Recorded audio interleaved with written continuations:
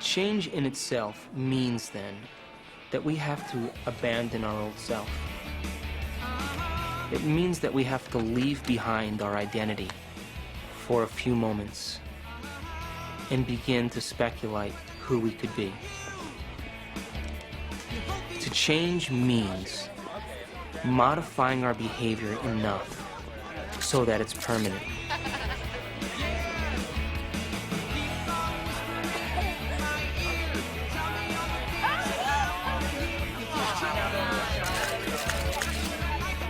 Our experiences color what we know. So there is no completely objective appraisal of anything, because our appraisal of everything has to do with our previous experiences and our emotions.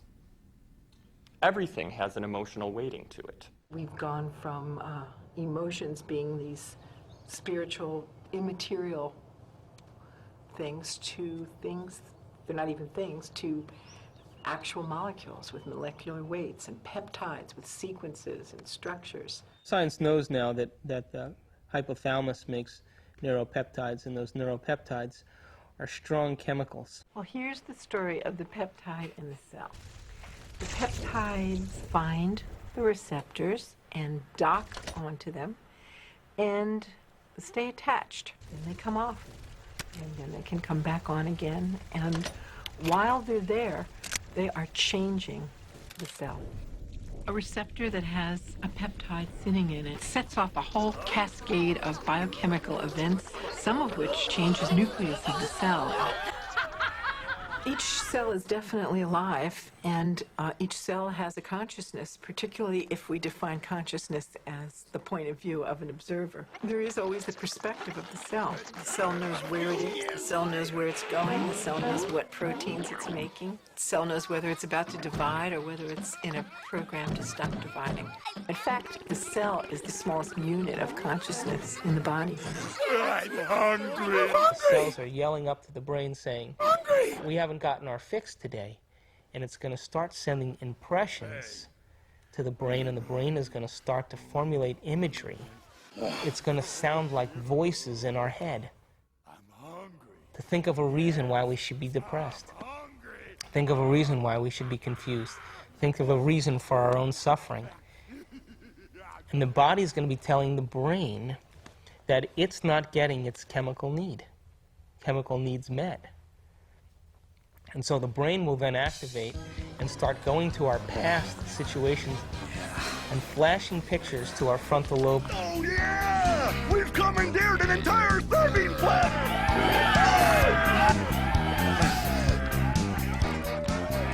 Yeah! Keep it coming! Keep it coming! Oh yeah! Well, my definition of an addiction is something really simple.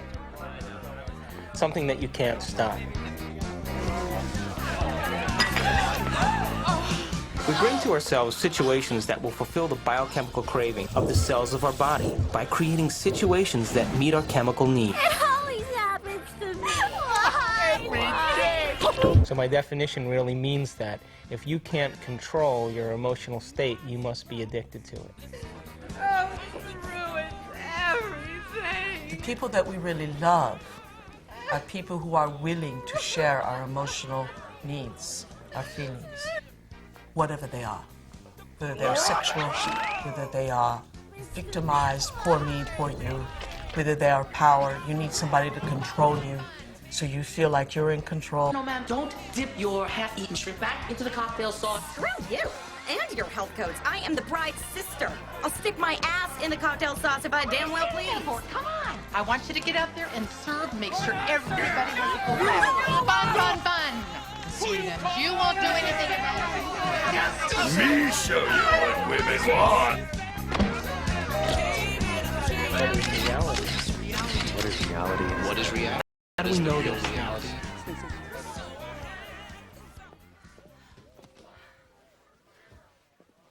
They have taken laboratory animals and they've hooked up electrodes in certain parts of their brain that produce those neuropeptides. And those neuropeptides are such strong chemicals that given the fact that they train the laboratory animal to press a lever to get that chemical release, that neuropeptide release, it would choose the neuropeptide release more than hunger, more than sex, more than thirst, more than sleep. As a matter of fact, it went to the point of physical exhaustion and collapsed before it would take care of itself physically. And that's really what stress does to our body. We become so addicted to the stress in our lives that we can't quit our job, even though it doesn't serve us. We can't leave our relationship because it doesn't serve us. We can't make choices because the stimulus and responses produce the chemistry that clouds our choices, and we're no different than the dog who lacks its ability to make choices because of its smaller frontal lobe. So how can anyone really say they're in love with a specific person, for example? They're only in love with the anticipation of the emotions they're addicted to. Because the same person could fall out of favor the next week by not complying.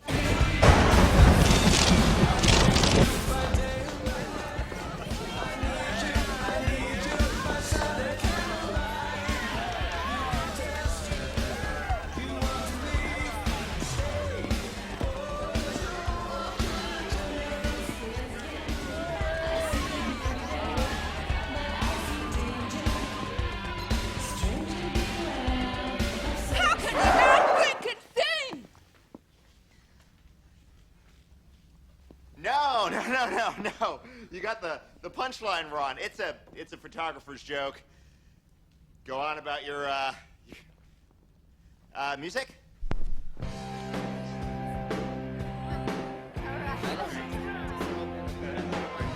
you okay? Right, I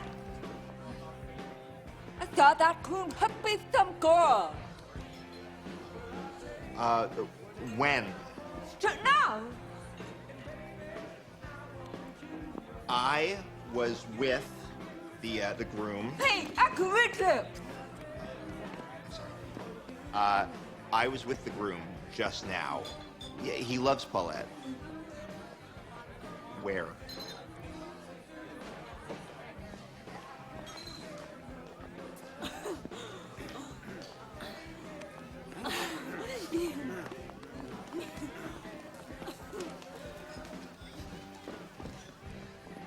Polacks, they all look the same in a tux. Everybody secretly is an adventurer. Everybody loves the adventure. It's just taking that first step. And once they have the moment of insight, that moment of insight carries frequency. It carries a message. The cells of the body are enlivened by possibility. They're enlivened by unknown potentials. They're enlivened by a future history or future opportunity that may be down the rabbit hole a little further. And if they allow themselves to experience the quandary and the mysticism and the possibility that when they emerge from the rabbit hole, they're a different person. And now they go back into their world, and because they've processed that information and left footprints in the mind and in the brain, their perception of the world will never be the same. How can we say that we have lived fully every day by simply experiencing the same emotions that we're addicted to every day? A master is quite a different cat. Another drink? It is one that sees the day is an opportunity in time to create avenues of reality and emotions that are unborn, that the day become infinite tomorrows.